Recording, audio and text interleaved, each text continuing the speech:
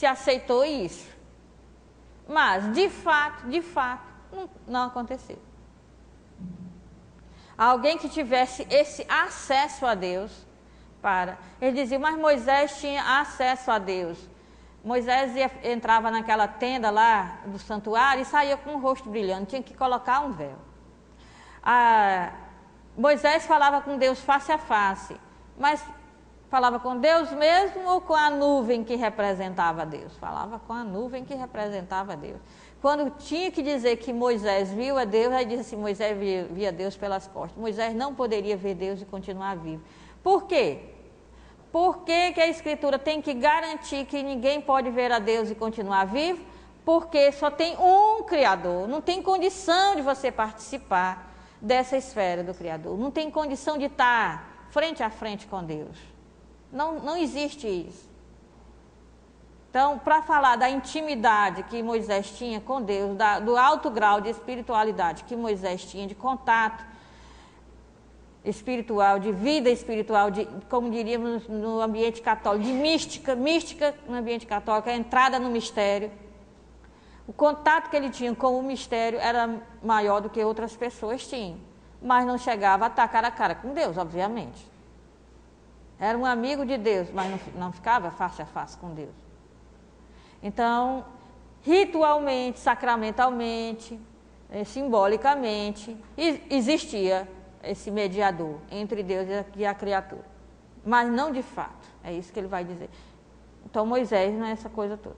Para a gente entender essa cruz que está aí no meio dessas esferas, nós temos que tentar entender o que o autor tem na cabeça.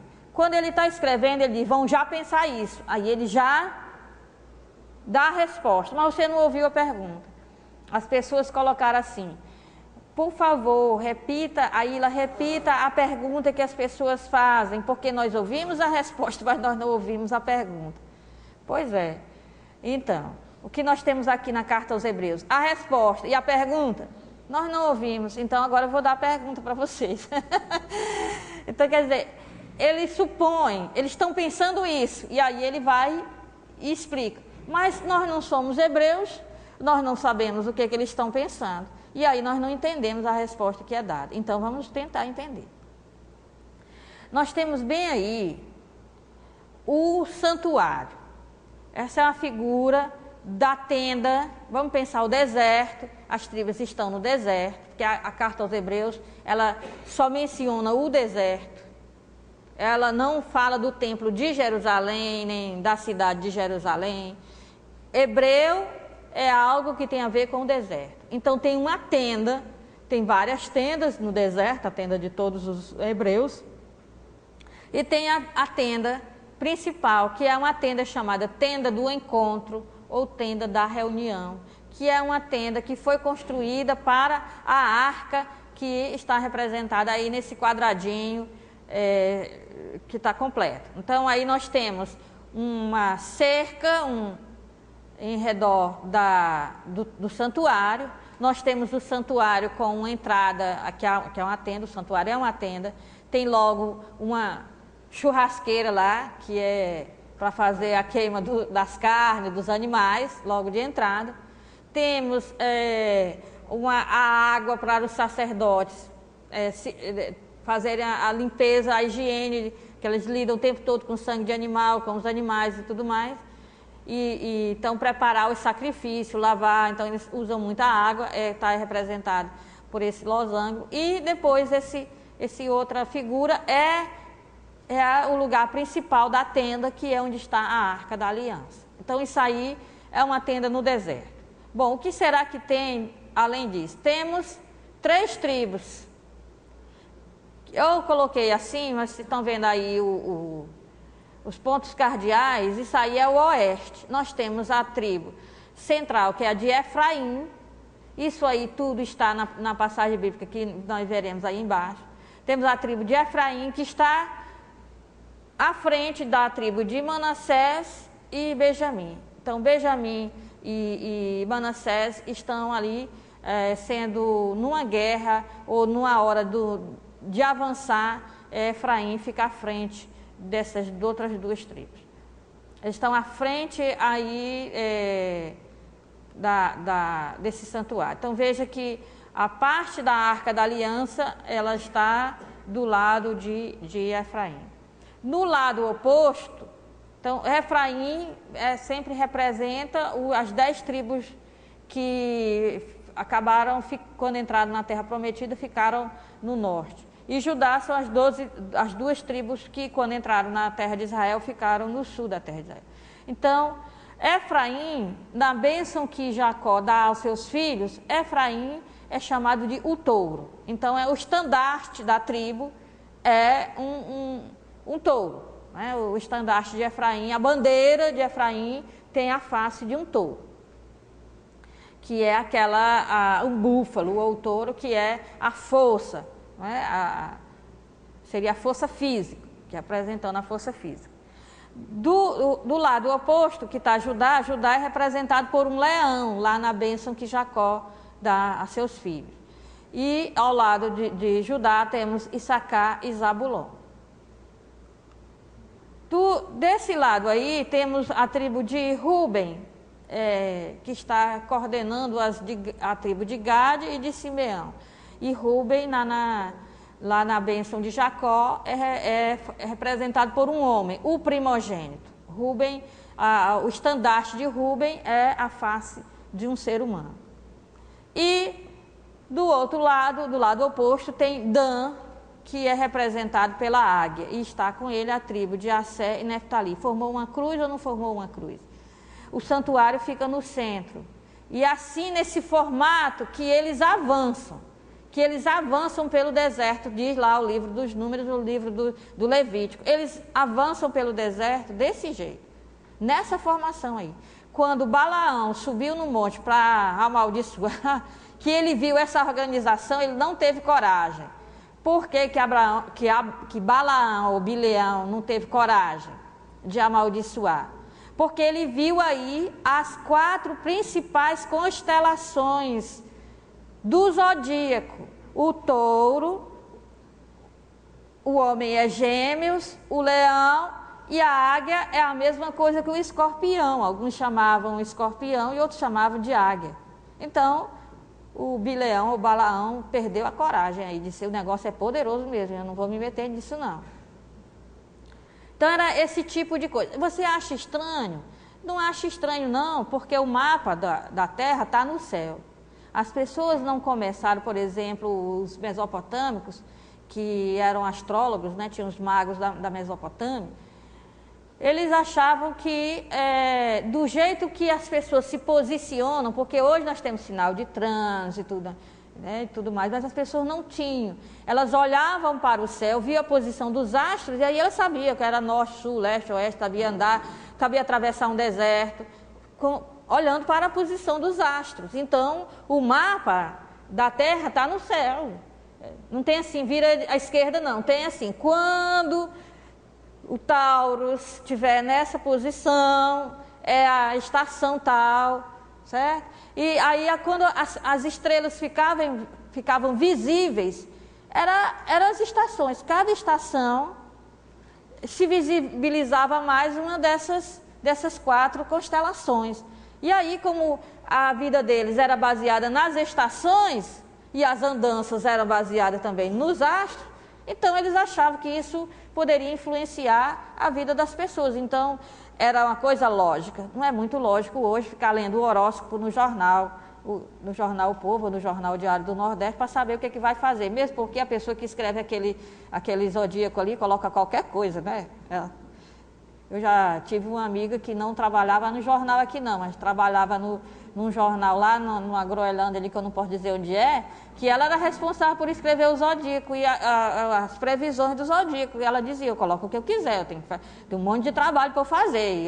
Eu vou lá e escrevo quem é de virgem hoje, não sei o que, pronto. Ela mesma dizia para todo mundo: ó, gente, não lê aquele negócio, não fui eu que escrevi. O que veio na cabeça eu coloquei. Conheceu, não é assim também?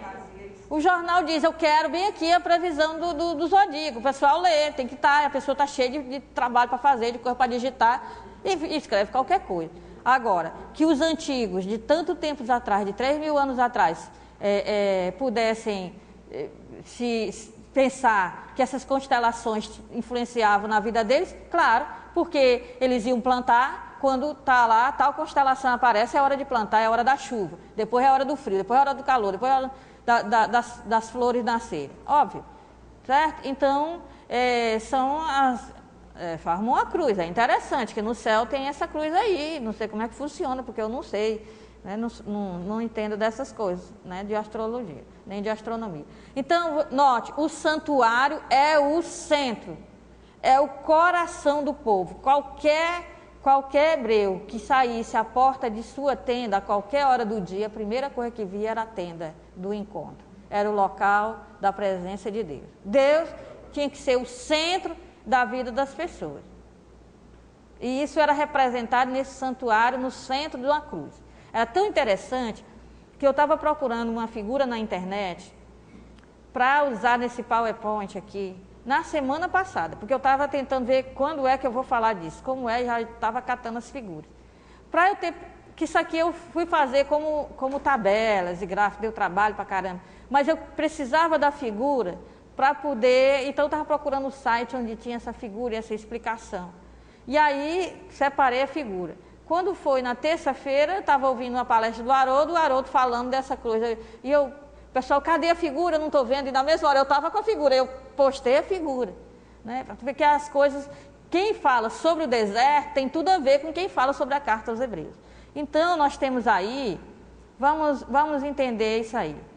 As tribos têm tarefas diferentes.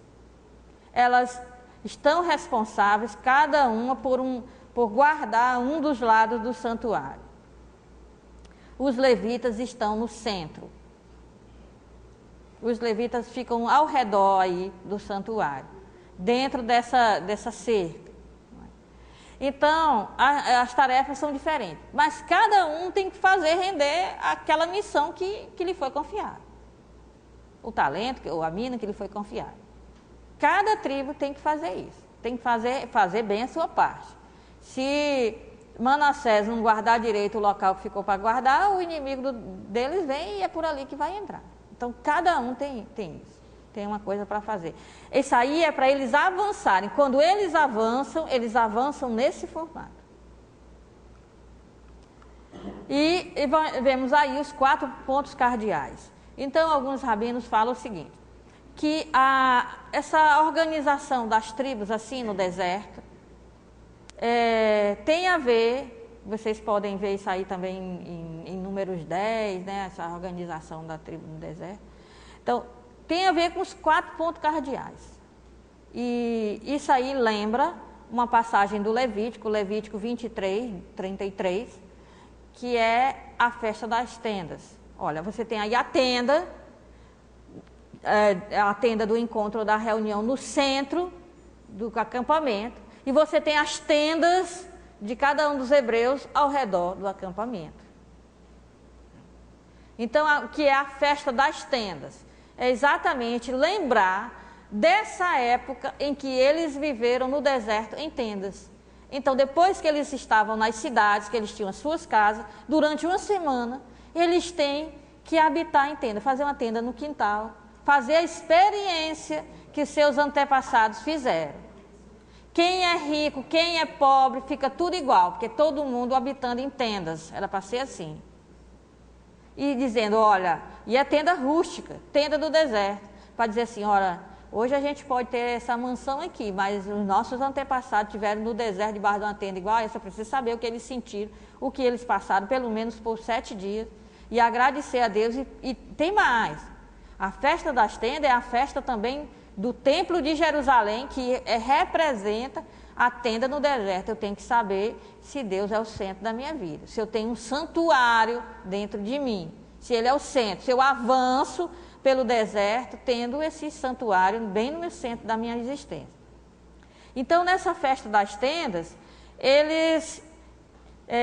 o Levítico diz, pegue ramos de 4 palmeiras, una esses ramos para festejar. Faça a tenda com esses ramos, o que eles tinham lá no deserto para fazer tenda? Oásis com tamareiras. Eles pegavam aquelas folhas, aquelas palhas, e faziam suas cabanas. Então, pegue as palhas das palmeiras, faça a tenda rústica no seu quintal. Depois pegue os ramos, vá no templo e tem que louvar, alguma coisa parecida com Domingo de Ramos? Pois é, louvar a Deus sacudindo esses ramos em Jerusalém. E aí são 4 tipos de ramos, representando os 4 tipos de pessoas. Esses ramos, eles são amarrados, e aí o rabino ou o chefe da religião tem que balançar esses ramos nos 4 cantos da sinagoga, representando essa cruz aí. O norte, o sul, o leste e o oeste tem que estar abençoados por Deus. Certo? Então, tem um ramo que tem cheiro e tem sabor. São as pessoas que estudam a Torá e põem em prática. Tem outro que só tem o cheiro, é quem estuda a Escritura e não faz nada do que está escrito ali. Tem outro que só tem sabor, não tem cheiro nenhum, é quem faz o bem e não sabe nada do que está escrito na Bíblia. E tem o outro que não tem cheiro nem sabor, que é a pessoa que está aqui para dar trabalho aos outros. Também é esse mundo para dar trabalho aos outros. Então pega esses 4 ramos, junta tudo, que aqueles que têm cheiro e sabor passam cheiro e sabor para os outros. E são essas 4 tribos. Essas 4 tribos representam os 4 tipos de pessoas. Esses animais que estão aí são os 4 elementos da natureza, são as potencialidades humanas. Eles representam as potencialidades humanas que tem que avançar no deserto e se planificar. Certo? Então, um é a força, o outro é a nobreza, o outro é a inteligência, a águia, essa coisa do discernimento, de saber o que é certo, o que é errado, é a ética, é a moral. Não é? Então, tem a força física, tem a inteligência, tem essa nobreza, essa organização, e tem a parte ética. Então, esses animais estão aí. Isso aí também lembra o dia da expiação, que está lá em Levítico 16, o Yom Kippur, dia da expiação. O dia da expiação quer dizer, as pessoas não conseguem realizar. Né? As pessoas, elas transgridem aquela missão específica que elas vieram realizar nesse mundo. As pessoas não dão conta de... Vamos desligar aí, pode atender lá fora, pode desligar, tá? Então, as pessoas não dão conta, nós não damos conta de pôr em prática aquilo que nos foi confiado, de avançar pelo deserto, de manter essa organização, de tudo mais. Para isso, tem o dia do perdão, o dia da expiação, que vai aparecer depois, lá mais na frente, na Carta aos Hebreus, que é um dos temas fundamentais. Bom, Deus tanto sabe que a gente não dá conta, que já nos deu o dia da expiação. Já nos deu um ritual para a gente resolver esse problema. Deus sabe que a gente não ia dar conta. Obviamente, o pai e mãe, quando confia uma tarefa a uma criança, sabe que ela não vai fazer igual ao do adulto, obviamente. Mas para isso ele já tem a solução. Ele vai fazer mal feito, mas já tem a solução para isso. Vai dar um jeitinho de que ele não saiba que ficou tão ruim assim, não é? E vai fazer. Mas tem que ir dando a responsabilidade para a criança. Então, já criado o dia da expiação. E é interessante que nós estudamos lá, nós vimos na primeira aula do curso do Midrash, não é? O Midrash de Levítico, chamado Vaikra Rabá Levítico, o grande comentário do Levítico. Logo no primeiro versículo do Levítico, o comentário vai dizer, Levítico capítulo 1, versículo 1, tem dizer assim, Deus chamou Moisés lá em cima do monte. Mas aí os rabinos se perguntam, por que se Deus vai fazer uma aliança com todo mundo, por que ele, não é, ele não chama o povo todo lá em cima do monte? E ele disse, bom, tem uma carga que se é pesada para uma pessoa, é leve para 2, para 4, né? Então, mas o que é que acontece? Se for uma pessoa muito forte, a pessoa muito forte consegue que a carga seja leve para ela, mesmo quando ela é pesada para 4, não é isso? Então o povo de Israel era um povo forte, ele conseguia levar uma carga que os outros povos não conseguiam, que era a carga da aliança. Então, Deus só deu essa carga para eles, esse peso, porque eles eram fortes. Os outros povos, coitados, não conseguiam cumprir o primeiro mandamento, amarás o Senhor, o teu Deus, sobre todas as coisas, não conseguiu. Como é que não conseguia nem o primeiro, como é que iam praticar os outros 9? Era pesado demais para as nações politeístas. Mas tinha um povo que aguentava o peso. Então Deus resolveu fazer aliança com esse povo. Mas aí, todas as vezes que Deus quer alguma coisa importante do ser humano, a Escritura diz que ele faz uma bagunça aqui primeiro. Tem uns negócios de um estado de efeito físico, ou que a Bíblia chama de teofania, né, para chamar a atenção. Está tudo igual, aí tem terremoto, tem maremoto, tem não sei o quê. A Bíblia chama isso de teofania. Ele começa com os fenômenos. E aí, como o Monte Sinai estava lá, o povo de Israel é forte. Ele aguenta fazer aliança com Deus, ele aguenta fazer esse contrato com Deus. Os outros não dão conta, mas o povo é forte. Só que o povo ficou no pé do monte. Quando o monte começaram lá os efeitos especiais do filme... O povo disse, está doido que eu não vou subir esse monte de jeito nenhum. E o povo disse para Moisés, Moisés, vai lá no nosso lugar, deixa a gente aqui mesmo, e vai lá, vai falar com Deus, vai ver o que Deus quer, né? E eu me lembro muito que um dia o padre Caetano recebeu um telefonema de um bispo lá da Groenlândia, dizendo, olha, tem uma casa que dizem que é mal assombrada, está acontecendo coisas lá, tem que ver o que é. Aí, é ordem do bispo, né? E o padre ia sair, vamos a Ilha. Eu estava aguando lá o jardim do noviciado. Vamos, Aila, está acontecendo isso e isso, nós temos que o bispo... Eu disse, é melhor o senhor ir sozinho, desculpe. Me desculpe, mas vou ficar por aqui mesmo, porque esse negócio de fenômeno de efeito físico não é comigo, não. Não, mas tem que analisar, saber se é paranormal, se é coisa espiritual, o que é uma aprendizagem. Eu disse, eu vou ficar aqui analisando as florzinhas do jardim mesmo, o senhor depois me conta a sua análise lá da coisa. Então... Veja só, é dito o seguinte, por que existe esse mediador? Por que existe esta pessoa e não o povo todo não entra nesse santuário? Por que é só um que entra nesse santuário? Por que é só um que sobe esse monte? Porque esse um é mais forte e dá conta de levar um peso que... E o Midrash diz, aquele povo todo não dava conta de carregar esse peso, mas o Moisés era mais forte do que eles, era mais preparado do que eles, estava... Então, até para eles é uma coisa assim, por que de todas as nações, Deus escolhe Israel para ser o mediador, para ser o povo sacerdotal? Porque Israel dá conta do recado. De vez em quando o peso fica grande demais, ele cai embaixo do peso. Mas Israel dá conta. Agora, dentre Israel tem o cara que dá conta mais do que os outros. E é por isso que ele tem que encarar Deus, porque não é fácil relacionar com Deus não, gente. Deus só pede a coisa que a gente não quer fazer.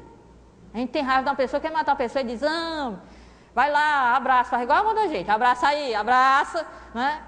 Então, não é brincadeira, não. E por isso é que a gente tem transgressão, e tem transgressão, a gente não faz o que Deus quer, porque é difícil fazer o que Deus quer, e o cristianismo é mais exigente que o judaísmo. O cristianismo não é brincadeira. Certo? É para ficar assim, fingindo que a cristã é bom demais. Mas para levar a sério mesmo, não é brincadeira. Então eles explicam assim, o mediador, dentre os homens, o mediador é porque dá conta de um peso que a gente não dava. Bom, nem Moisés deu conta. Então foi preciso o Cristo. Na hora de amar mesmo os inimigos, foi preciso o Cristo.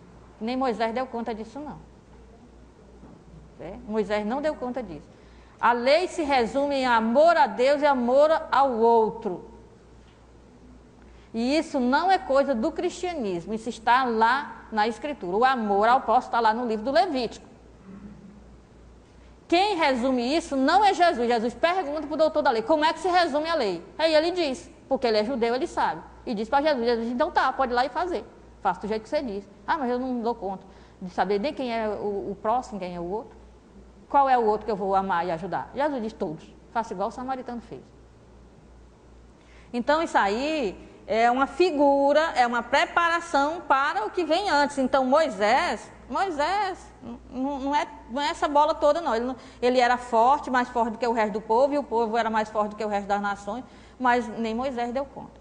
Aí nós temos então a Arca da Aliança. É tão difícil encontrar uma figura da Arca da Aliança, porque a forma como desenham esses anjos que estão em cima da arca é uma forma que não corresponde com o que a Escritura diz. A Escritura diz que os anjos estavam sobre a arca e suas asas se tocavam. Aí as pessoas desenham assim como se fosse uma casinha. Os anjos fazem as asas dos anjos como se fosse uma tenda. Gente, a Arca da Aliança, ela é primeiramente, vamos lá, a Arca da Aliança se divide em 3 partes. Ela tem essa parte que é uma mala, um baú, um lugar que se guarda, foi feita para guardar as tábuas da lei, os mandamentos. Essa parte, não é, que está abaixo dos anjos, que é essa caixa de madeira folheada em ouro, ouro dentro, madeira no meio, ouro fora. Isso aí é chamado Arca do Testemunho. Por quê? Porque dentro dessa caixa estão os mandamentos. E os mandamentos testemunham que a gente faz coisa errada. Os mandamentos estão lá, eles dizem o que é para fazer, o que não é para fazer, e aí a gente não faz o que é para fazer e faz o que não é para fazer, então eles testemunham. Então, o que dava choque na arca, o que fazia medo na arca, era o testemunho. O que dá medo é a lei. Então eles ficam com medo, porque a lei está lá exigindo uma postura correta minha. Mas a tampa da arca, que é a segunda parte, que tem esses anjos aí desenhados, querubins, 2 querubins, que estão esculpidos aí, ele é chamado de caporete, que é o lugar da expiação. É ali que se molha traz o sangue do animal, dado o dia da expiação, do Yom Kippur que eu estava explicando, e se coloca aí. Então esse caporete é o lugar da misericórdia. Então a tampa da arca não faz medo a ninguém, porque é o lugar da misericórdia. É o lugar que se faz expiação, é o lugar que se dá o perdão. E essas argolas, com esses arcos, para ela ser conduzida como um andor, como um palanquim, é a mobilidade da arca, quer dizer, avance. O que é o avançar? Não faça a coisa render, não fique parado no seu erro. Está aqui o mandamento dizendo que você errou, está ali a tampa da arca dizendo tem perdão. Agora avança. Avança, segue em frente, avança. Então, as 3 partes da arca são as 3 partes da alma, ou as 3 partes da consciência, ou elas representam as 3 atitudes que nós podemos ter diante de Deus. Nós podemos ter a atitude de ter medo, e aí escondemos nossa mina, nosso talento. Aí a gente não notou que tem uma tampa, que é a do perdão, a da misericórdia, a da graça. E aí a gente fica parado, a gente não avança. Porque com medo ninguém sai do lugar. Então essas pessoas que dão ênfase demais ao erro, principalmente ao erro do outro, se você ficar toda hora julgando o outro e dizendo que o outro é errado, o outro não sai do lugar. Certo? Então, a arca em si, ela é o trono de Deus. Não posso fazer imagem de Deus, mas eu faço um trono para Deus e imagino que Deus está sobre esse trono. Então, o que diz lá o livro do Levítico, do Números, capítulo 10, versículo 35? Diz que quando a arca partia, quer dizer, é a hora de levantar acampamento.